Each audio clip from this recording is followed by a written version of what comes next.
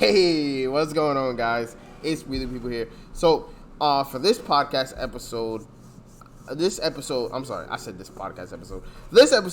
the Mystic Shop podcast, we bring on the man, the myth, the legend, Mo, bro. We got the interview with Mo. I'm super hyped for this one, bro. We bring on Emotional to talk about his first of all, his 9-0 run, because no one could take that away from him, bro. He went 9-0 easy. He just gave him the little clap. And then right after that, he wasn't done. He was like, you know what I'm going to do next season, bro? I'm going to win this whole thing. What are you talking about, bro? Triple aggro for the win, bro. So he's a beast. So I had to bring him on, bro. I had to. Because, first of all, Mo literally, and I feel like he said it, I feel like he says it in the podcast as well. He, at one point, he was just like me. Like, he literally, no one paid attention to him. No one saw him for, the really good player that he was. And it took him for him to start topping. It took for him to start learning more about the game and for him to really understand what the decks that he was comfortable with and really playing those decks, honing in his skills. And then he made it, bro. I'm hyped for him, bro. I'm really hyped for him. So I was really happy that he was able to come on for us to do this interview with him. And yeah, that's about it. So his if I don't say it in the podcast episode, his links are gonna be down below. Also, of course, I'm gonna leave my co-host link down below as well for his YouTube and his Twitch. So go check out those links down below. And I mean, that's about it. Yo, I'm hyped for you guys to see this one, bro. I really am. And you guys just enjoy the episode, bro. I enjoy editing it, honestly. I personally enjoyed editing it. But yeah. So that's it. Enjoy. Hey, what's going on, guys? This is Mystic Shop Podcast, episode 49. Second take. I have to say it, bro. I have to say it. So, in this episode, we're going to be interviewing seasonal champion over here, Mr. Mo. What's going on, bro? How you doing? What's up, man? What's poppin'? Chilling, bro. Chilling. And, of course, we got our new co-host over here, Kakarot. How you feeling today, bro? Tired, but I'm here. And of course, I still have to mention your water jug because the people need to see it. Because, bro, water jug is too strong. I still need to refill it today. I like that it's just like I like how it's just like a straight up pitcher. It's not even like a water bottle. Like gallon water bottles. It's just straight up like a teapot pitcher. You're just pouring it into your mouth. It's just straight up a pitcher, bro. He's like, bro, I'm too thirsty. That's how much water I drink, man. Oh, man. When I get thirsty, I get all the water. But appreciate you guys for being here. But of course, before we get into the interview, I have to do the YouTube stuff. So guys, don't forget to like, comment, and subscribe. Appreciate everybody that's been tuning into my content. Also, links down below. I will leave Mo's links down below. I'll also leave Kakarot's links down below because he also has a YouTube. You guys probably know about Mo already. He's big in the scene, so everybody knows about him. But also, I think that was all the trying to think anything else I had on mind to talk about before we get into the interview, because I'm hyped to talk to Mo, bro. He's a beast. Honestly, he's a legend. He literally said, like, it's like you can tell the future, bro. I swear it, because you literally said, like, yo, what if I just like win the tournament and get to Worlds, bro? I'm just like, yeah. And then it just happens. Like, that's crazy. Shit happens sometimes. It's crazy. It's crazy, bro. I didn't know this. Apparently, one of my like newest YouTube videos that I put out last week I put out a video of showing just some Pirate Aggro gameplay, and I apparently somewhere in there said like, oh, by the way, I'll be streaming top 32. So if you want to see the winner's point of view, make sure to go ahead over there this weekend. I didn't remember saying that, and someone linked it to me, and I was like, oh, fuck. I was like, I guess I'm just that good. Like, bro, you're just that good. Jeez, like it's so just good at predicting the future, you don't even know when you do it anymore. Yeah, I don't even. It's just I'm just used to it, man. It's just, bro, it just happens at this point. It's just, oh, he predicted it. All right, it's gonna happen. It's crazy, but all right. So, I mean, nothing. The questions aren't gonna be too crazy, you know, just regular interview questions, nothing personal and stuff like that. But more in tune to Runeterra related, of course. But I just want to get your perspective on aggro in general, because I mean, let's be honest here, right? I think we can crown you the Aggro King at this point, right? I think it's safe to say, right? Yeah, yeah, there's a lot of people call me that by now, yeah. They started saying I was the best aggro player after this weekend. 100%. Like, I'm not coming at all the other streamers and people that... And Nick McFlies. Oh, wow, we just name dropping. That's crazy. But I'm not coming at Nick. He's a good player. But... Yeah, for sure. Those stats. Saying all I don't see him winning that. He can't even make it to the round one. That's crazy. No top 32 tops, but the question I have for you is what was your thinking behind bringing aggro to this season? Be honest. Yeah, so I wanted to bring aggro because I'm just really comfortable with aggro. It's my most played archetype, especially like discard aggro specifically. I've played that deck since literal day one of having access to this game. I was playing discard aggro. Like, I'm talking way back in like the closed beta weekends when you could only play for like 2 days, and then they closed down the entire game, and then 2 weeks later you got to play for 2 more days, and they closed down the entire game before they launched it. I was playing discard aggro, so I've been playing discard for a minute, so I just like aggro. I feel comfortable on it. I figured with the way the top 32 is set up, you know who you're playing against round one, and you know their deck list and stuff like that. I figured there's a chance my opponent round one could try and bring some type of like anti-aggro, Freljord, like Anivia, Draven Ezreal style lineup, and just try and like screw me over really bad round one. But I figured I don't really care if they try and do that. If they do that and they beat me, I'm just like, yeah, sure, whatever, man. Like, you got it. Congratulations. You like won round one, probably lose round two because your lineup is bad. Yeah. But, you know, it is what it is. But if they don't do that cringe lord stuff, then I just like have a pretty free round one, a pretty good round two, because who I projected to win round 2 won. So I was like, I'll probably do really well into his lineup and so on and so forth. So I basically just brought aggro because I was like, I live by aggro, die by aggro, right? So it'll get me there. It'll either get me there or it won't. So we'll see how it is. I felt that. I feel like every single seasonal, you're just like, either I'm gonna go 0-9 or I'm gonna 9-0 everybody. Like, that's literally your mindset, and it's so dope to hear, bro. Especially because last seasonal, if anybody doesn't know, this dude over here going 9-0 everybody. Yeah, I almost went 9-0 this season, but Kever's good. He's a good player. Drew really well. I'm not taking away from him, but he drew extremely well in our game 3 in round 9. So almost back-to-back 9-0s. But last season was crazy. I don't know how that happened last season. I guess last season was the Razir Aurelia season, so half of the rounds were kind of free because people were bringing Razir Aurelia, and I was just like, okay, here's your aggro decks, deal with these. And so that was nice. This season was a little bit more difficult because a lot less Razir Aurelia. And Azir Aurelia has easier time with aggro now, with Defiant Dance and Will of Ionia. Yeah, I can't just like slam down my Jinx and be like, okay, I win next turn, because I slam down Jinx and they're like, okay, here's, you know, I'm trading 3 spell mana for your, and then 1 actual mana for your 4 mana. I will never forget when I got We the People to laugh so hard when I beat Discord aggro with Azir Aurelia by Defiant Dancing Jinx 2 rounds in a row, and just basically skipping the round. Stuff like that, and that's some stuff I had to play around. I played against Azir Aurelia in the semifinals, and that's one thing I had to do. Like, he had 4 mana up, and I was like, damn, I can't just slam just this drop Jinx on the down. board. Yeah, because they have. I mean, he didn't have Defiant Dance, but I read like Homecoming from like 2 turns ago. So Or Will. Yeah, or Will. He wasn't playing Will. He was playing just like Homecomings and Defiant Dances.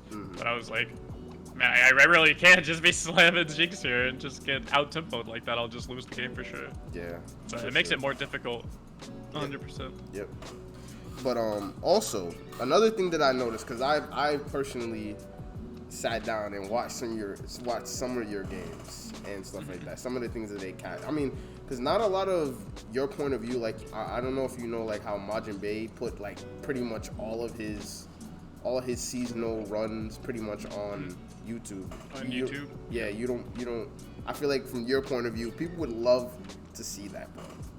Yeah. So the problem with that is I haven't actually watched Majin stuff. I just don't watch very much LOR YouTube because I start to get self-conscious. Like, damn, like this dude's real good, and it makes me feel bad because I'm like, oh, I suck at like YouTube compared to this guy. So I try to stay away from watching other people's LOR YouTube videos unless it's like on a deck that I'm just trying to learn how to play and stuff like that. But for the most part, I stay away from it. So I don't actually know if his videos are him talking because I don't know what him streaming seasonals is like. Because whenever I'm watching other people, usually I'm playing in the seasonals, right? So I don't have time to be watching. Yeah. And when I watch in between rounds, I usually have it muted so I can keep talking to my chat and stuff like that. So I don't know if he actually talks during his games and talks about his mindset and goes through play-by-play like while he's playing. So it's actually like useful information and useful games and stuff like that. But I cannot do that. My brain is too tiny. So I'm usually just like this top 32, I literally just listened to like a 4-hour mix of every Juice WRLD freestyle. And then I did nothing but listen to Juice WRLD. And so of course my entire everything is DMCA'd. During the Swiss, all I listened to was Juice WRLD, so everything was DMCA'd. So it was like, I can record my games and upload them to YouTube, but it won't have any audio, so it'd just be like watching the actual gameplay, and then I don't know if that would bring more questions or not. But I've definitely considered it for sure, like uploading each round individually and just putting like some non-DMCA background music to it and stuff like that. Yeah. No, I understand. Like you know, you have to get in that zone, bro. Everybody has their different zone. So, you know, if that helps, bro. I mean, obviously it helps. Like, let's look at the results, bro. I might bump some Juice WRLD the next, you know. Yeah, Juice WRLD has a 100% seasonal win rate apparently. No lie, but also, this is another part of the question I was gonna ask you in the last one. I feel like you have a different, maybe not different, but more you kind of seem like you already have experience with best of threes, kind of. I would say, like maybe it's just you knowing matchups because of ladder, but I would say you're a very experienced player when it comes to best of threes. So what's your take on how you think Riot should change rank and stuff like that? Because I've been seeing you talk about that. Yeah, so, I mean, I like the best of 3 format. I like tournament format. I've played a lot of tournaments. I think me being comfortable in best of 3s is just a lot of not letting nerves get to me. I'm pretty good at staying calm. Like, even during my top 32, I had to play the game to get me to top 4, which is the only spot I cared about because that qualified me for Worlds, was against, like, the literal worst nightmare lineup matchup that I could have, like, imagined, right? But I just had to sit there and keep calm and keep the nerves of steel going. So I think that's where that best of 3, being good at game 3s come from. But as far as what I would change to ladder, so I don't actually care if Riot changes ladder, and I always tell people this because I have this misconception of like, oh, I hate best of 1 ladder, and I don't hate ladder because it's best of 1 close deck list. I hate ladder just best of 1 close deck list because it's how we qualify for all of these really important tournaments. Facts. Like, you're asking me, it'd be like, I don't know if you guys play Magic the Gathering. Yes. But it'd be like telling me, okay, you're gonna qualify for a modern pro tour, but you have to play Legacy. Facts. Or you're gonna qualify for a Legacy pro tour and have to play like a completely different format. Is how it is. It's like you have to qualify for this, Pokemon Nationals by playing a Yu-Gi-Oh! Best of 3.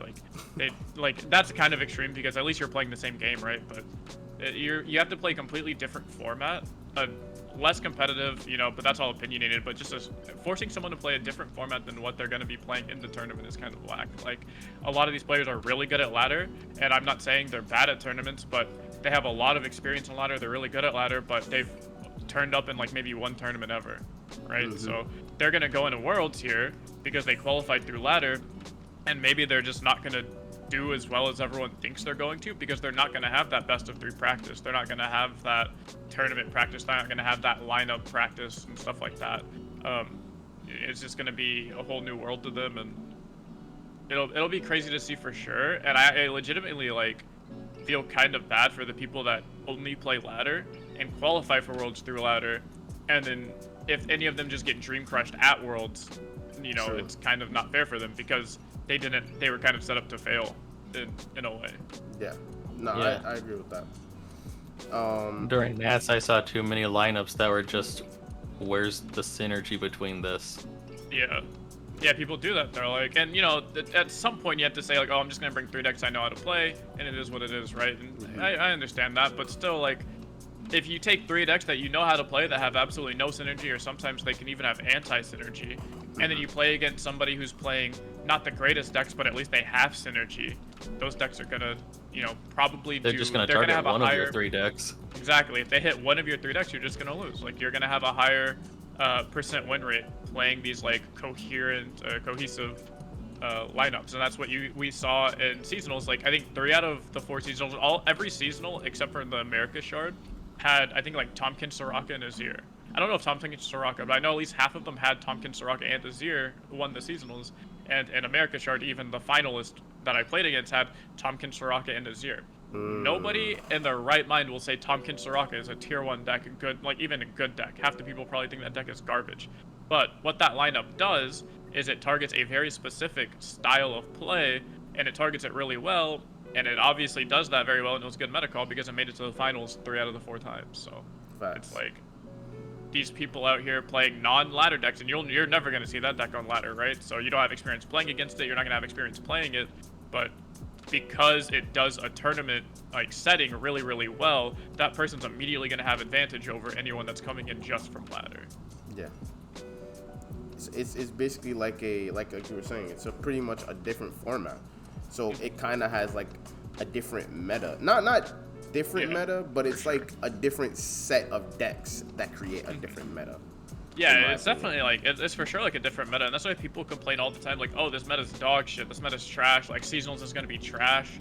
We don't have balance. I'm sure the balance patches have gone out by now, so I can say this. If not, I'm sure like the video will be out after balance patches happens, but there are no balance patches, right? I don't know if you guys know this or have seen, but there's nothing changed. Like, your Ruin Runner didn't get hit, Merciless Hunter didn't get hit, nothing got nerfed, nothing got buffed. So I saw that, and people in the Discord for early access was saying like, oh, like, you know, this sucks, world is gonna suck, the meta's gonna be boring, this, that, the other. And it's like, that's only true for exactly ladder.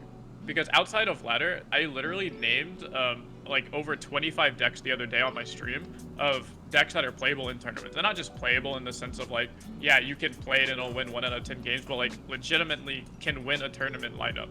And you can play 25 different decks that you will never see on ladder. And some of those decks are like not Zero Rally. Some of those decks are like Tompkins, Soraka. They're like Swain. Swain Sejuani was a good one. Swain Kindred was a good one. Like, there's so many decks out here that you will never see on ladder because it's too either polarized or it just gets shit on by exactly Shurima. And ladder right now is exactly Shurima because Shurima has the best win rate against everything, like against random garbage, which is what you have to prepare for on ladder. This Shurima, like, Demacia deck is the best against it. So because of that, that's all that he's played. So the ladder meta is so different from tournament meta for sure. Yeah, I wish someone, because I mean, I feel like Swim kind of took on the role of being that person that like opened up how a ladder is supposed to go and how there's, you know, a triangle of different decks and stuff like that. But no one has really done that for the meta of tournaments, because I feel like it's a completely different scene, and a lot of people really don't understand like how the tournament meta is. And I feel like you especially have basically unlocked. Like, you don't get me wrong, like people look at aggro, and I feel like this is a conception with how aggro is in every card game, right? They think aggro is a very easy deck. They think it's just easy wins. They think it's just like you're just setting up, you know, yourself to win in like 3 turns. Play cards, right? Exactly, but that's not how aggro is. It's never been like that for Runeterra, to be honest. I can think of maybe Darrowing, but even that deck, it still was like math. Math is, you know, you have 20 life, blah blah blah. So I think in like Runeterra, I think a lot of the aggro decks in Runeterra, most of them have been a little bit more complicated than just like I play card, I kill you. There have been a couple, like, you know, Champion's Burn was pretty degenerate. You kind of just like shoved cards at your opponent's face and it killed them. Darrowing was the same way, right? You just like played cards, killed your opponent. Oh, you board wiped me. Okay, harrowing, I kill you. So there have been like a couple that have straight up just been like, oh, I play cards, I kill you. But there are definitely some that have not been like that at all. Like Nightfall is not like that. Zero Relia, for as much as people meme on it, it really isn't that brain dead. Like, you can play it brain deadily, if that makes sense, and like just slam cards and just like things. Slam cards, slam Blade Dance, and probably win half of your matchups for sure, and still keep that 50% win rate because the deck is broken and stupid. But to get from that, just I'm winning 50% of my games, to winning that like broken number, I think I have like a 69% win rate on it over, I think it was like 300 games with the Zero Relia. So to get to that point, you have to play like a little bit better. And then there are decks like Discard Aggro, which is like, and I'm not just saying this to hype myself up, but Discard Aggro just has so many different lines, and there is no linear like bread and butter play style.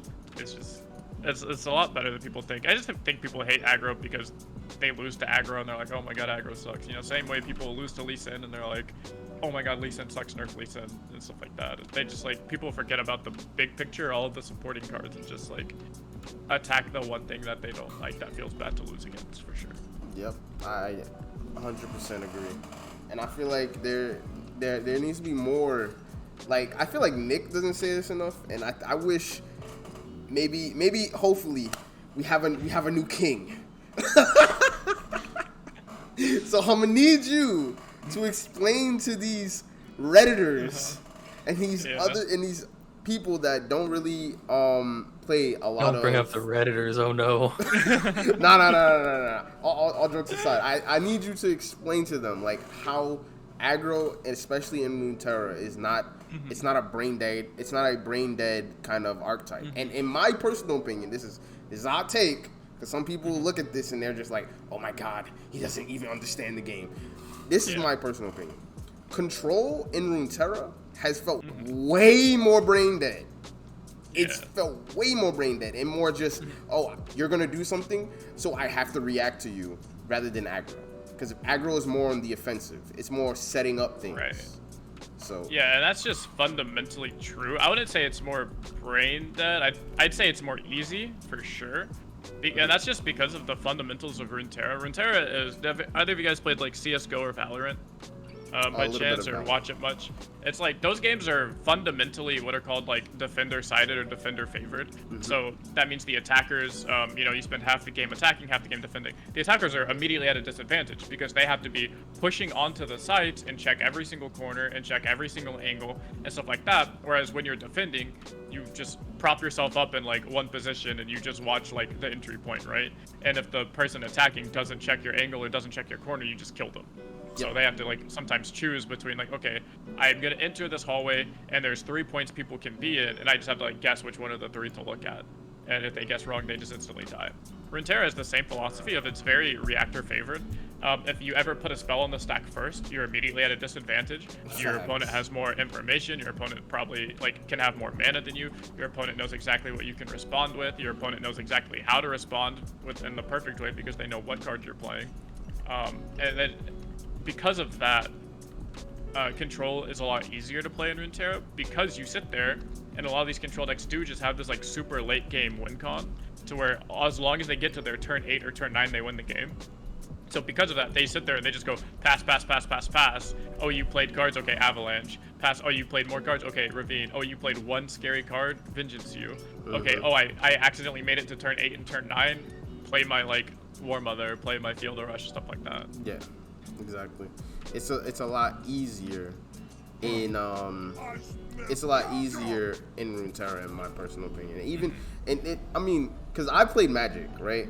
Magic, I feel like control is very like versatile, and it's very like there's a lot of different lines that you can go down, and you know there's just a lot of different thinking behind control. And in Runeterra, it's not really like that. My personal opinion. Yeah, it's because this whole spell mana mechanic kind of took all of, or not all of, but took a lot of Control's weaknesses and just made them like non-existent. Because what the thing is, so in Magic the Gathering, there's a very clear triangle of like, with very, very few exceptions. There's most of the time a very clear triangle of aggro beats control, control beats mid-range, and most mid-range decks beat aggro, right? And then you can throw combo in there somewhere saying how like combo beats control and aggro beats combo, all that other, like all those sub-archetypes. But for the main 3 archetypes, that's how the triangle goes. Well, in Runeterra, it's literally like the opposite. Like control beats aggro because the difference is you don't get punished for doing nothing on turns 1 and 2. In control and Magic the Gathering, you go turn 1 play island pass, you're like taking damage. Facts. You go, okay, turn 2 play like plains pass. If you don't have something that you can exactly do with that plains island to interact with the board, and I mean most of the time that's just gonna be like deny mana. If you can't deny something in Magic the Gathering right then and there, then you're just taking all of this damage from all of the aggro decks, right? In Runeterra, if you go like pass on turn 1, pass on turn 2, you don't actually get punished for that because you still have full 6 mana. If anything, sometimes you get rewarded depending on your deck because now you get to play a 6 mana spell on turn 3, which is like not really fair a lot of the times. It'd be like being able to play a Settle the Wreckage on like turn 2, right? And that's like not very cool. Yeah, that's not cool. Definitely not. But yeah, I feel like that's a lot of people's take, and they make it seem like what you did was easy and stuff like that. But it definitely wasn't. No one, like, bro, no one's doing this. Like, like, bro, if anything, you bringing aggro, and this is a hot take because people don't usually say things like this. They just go aggro easy, kill things, put card down, win the game, you know, stuff like that. So, but the take is literally just like, aggro, to be honest, is, like I said, one of the harder archetypes in the game to play because of all the different lines, like you said, like how discard is. It's like there's so many different ways that you can literally win, either create board presence and stuff like that, or you know, open lines for you to get damage, and there's so many ways to do that. And I appreciate Riot for definitely creating an archetype like discard. Yeah, it's really cool. I like how they added new cards to it this set. So that way it's like, it gets some new stuff, but they also get to make a whole new archetype with the discard. Like, it's not just saying, oh, you're playing discard, therefore you're playing aggro. They made it to where you get to play like different styles of decks now with discard, and I think that's really, really cool. Yeah. I was also gonna ask, so I'm sorry, I'm thinking before I speak. You're good. So out of the new cards, what's one of your favorite new cards to have been revealed? That is a really good question. Probably Poppy. Poppy just looks really, really good. A lot of people are underrating Poppy. Facts. But she just looks good to me. Like, if you put her in any elusive deck, you just get 1 attack, and people keep telling me like, oh, well, you're never gonna level Poppy in this deck and that deck. And she's like, you don't need to level Poppy, right? Like, playing 4 mana for a big, like a 5/4, 4 mana 5/4 is really good. It's not really good, but 4 mana 5/4 is pretty decent. And then on top of that, it buffs your entire team by 1. So if you did have some curve where you went like play a 1-drop, play a 2-drop, turn 3 you played 2 more units, you have a 4-wide board. It's like you attacked with a 5/4, but then you gave +4/+4 in stats. So it's like, at that point you can think of it as like you played a 4 mana like 9/8, and if you tell me that a 4 mana 9/8 is bad, then I think you're kind of crazy. So I think Poppy is like, looks really good. I haven't actually, like I said, you know, played with the card yet, so we'll see how likely that is to happen. But I think Poppy looks really sick if put in the right deck. Yeah. One build I've been thinking of could be Poppy Tristana as another aggro deck. Yeah, I saw a lot of people, or not a lot, I've seen a couple people do the Poppy Tristana thing, or talk about it, and I think that looks really cool. I think Mayor is like a super broken card. The card that just like makes all of your multi-region, multi-color cards cost 1 less. That card just looks like super nuts because you can play him on turn 3. I think the most broken curve is you play him on turn 3, you get the trigger, you get a 1-drop, you play a 0 mana 1-drop, right? So on turn 3 now you have him out, you have a 0 mana card, and then if he lives, you can play a turn 4 Poro Sled. So you have a turn 4 5/5, and then whenever it attacks, you get another Poro, and that's really cool. Like Poro Sled is such a powerhouse of a card that people meme on because they're like, oh, it's Poros, haha, like that's cute, but free stuff. A 5/5 that just poops out a token is pretty decent. Like 5 mana 5/5 is already like standard. So a 5 mana 5/5 that has like an extra ability on it that can give you like a random elusive unit or something like that is pretty cool. Yeah. 100%. Yeah, I can't wait for the cards to come out because I know I didn't play it in seasonals, but I'm an aggro player. But I didn't take aggro because I don't like the Zed Lulu build. I don't have a third aggro deck. So depending how Poppy Tristana does, I may be able to finally go an aggro lineup in a tournament again.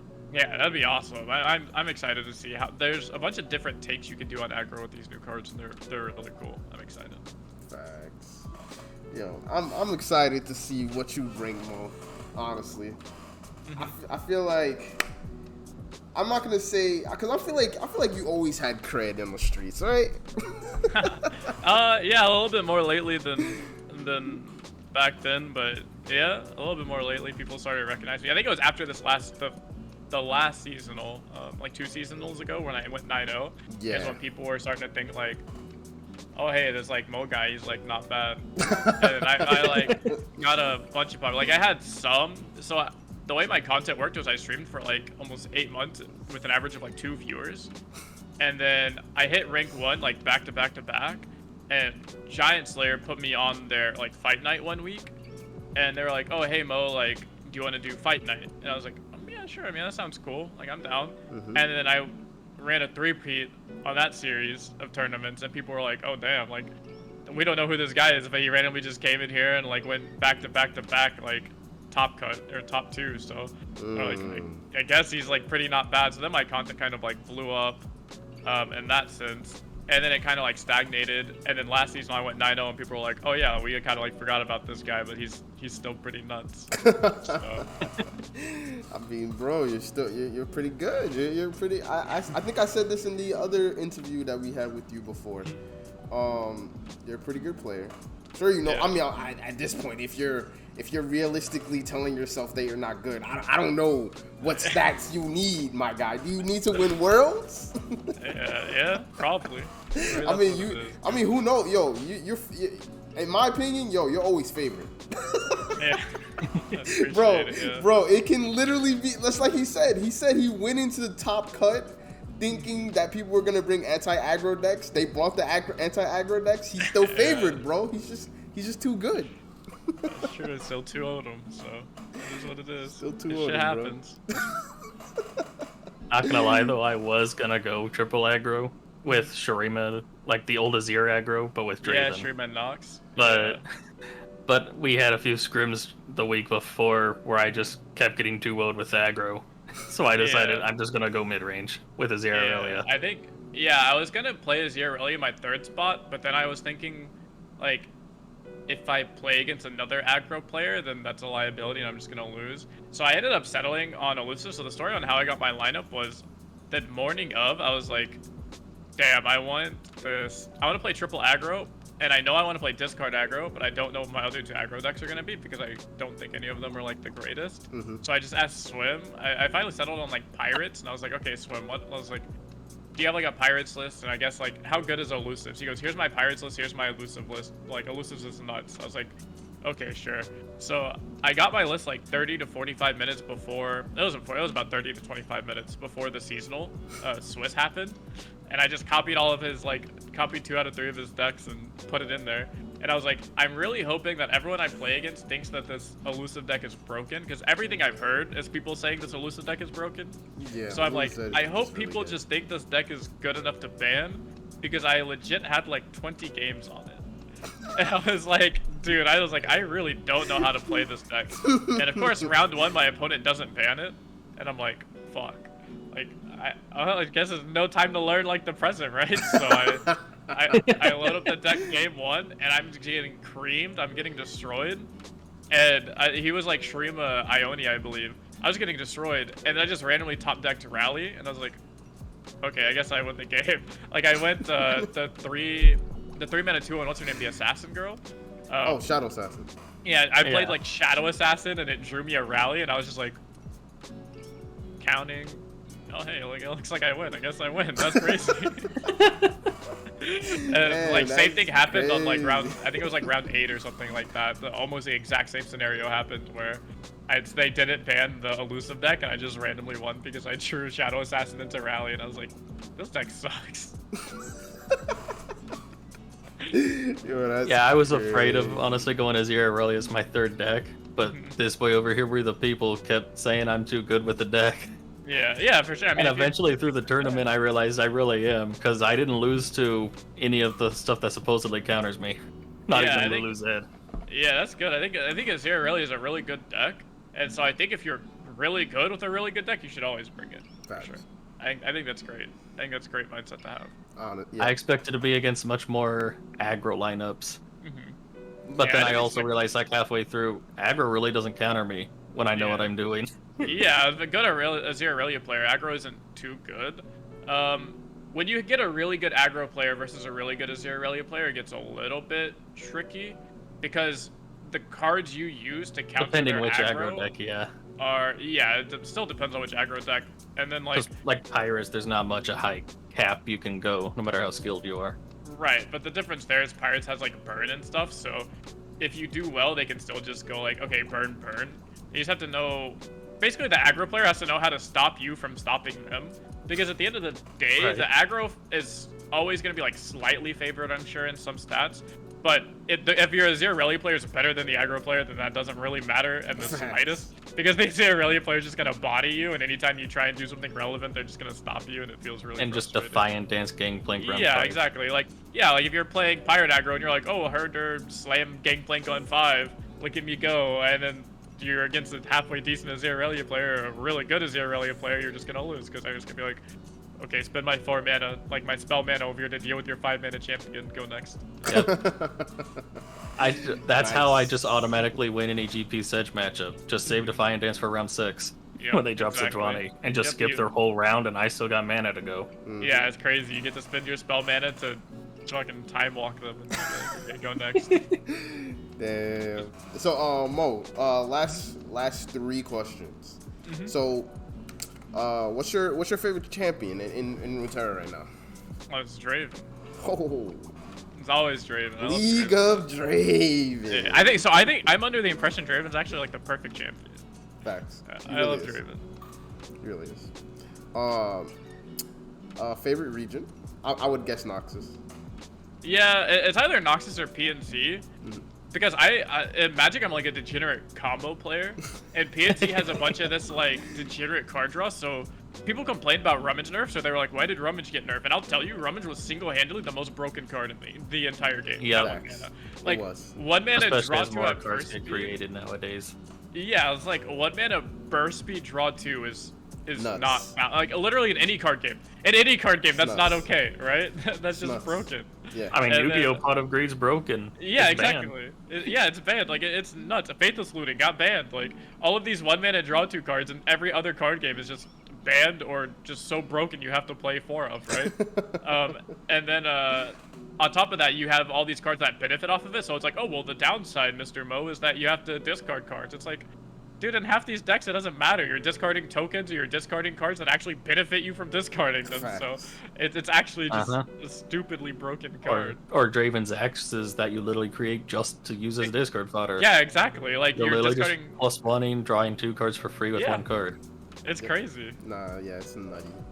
Last question. Mo, what is favorite emote? Oh, Fizz emote. That's easy.